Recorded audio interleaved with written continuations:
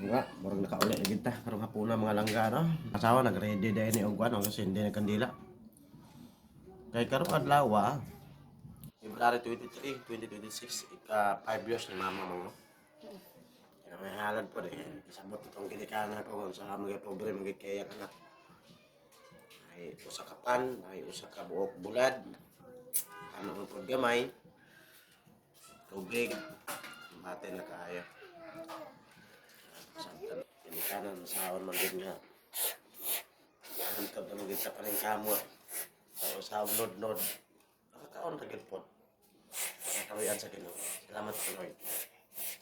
Salamat sa Ginoo. Happy birthday! Happy nag-birthday din naman. Umanang birthday si mama, eh. Sindi mong Happy mama ko ba? birthday! Happy Happy nag-birthday. birthday! Namatay akong mama 2021, February 23. Happy So karon, February 23, 2026. 5 years na siya. Mura nagwala eh. Dali ra kayong panahon mga langga. Namatay akong inahan. Wala ko kaulig Mindanao mga langga. Namatay akong inahan. Namatay po na akong amahan. Wala ko kaulig Mindanao. Mura ko ka-abroad mga langga ba? Mura. Mura ko nasa laing nasod nga. Happy birthday! Mura PNT ba nga. Wala gid ko kaulig. Lisod na gid ning pamilyado ta mga langga. Siyempre, wala trabahong okay ka either sa Manila. Natin trabaho, pero tama ra po nga makapaytag bugas sa lugawon ba.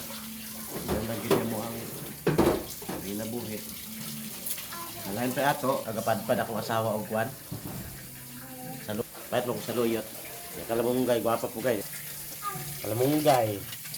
Sa luyot, tulo ka bugos, kasi lamiaan ni ron, gaya ginagwan mo. Grabe pa na kung asawa mo lang yung sa luyot mga langga. Wagi ulod yang maapil. Iyahagin ng ayuhon o buntil. Oh, limpyo kayo. Ganiharo na gyugas. Nya pagkahuman, may palit pud ko og piyaw sa kabuok. Ipirito na ko. Piti na tapos. Ora gid na ako ang langga.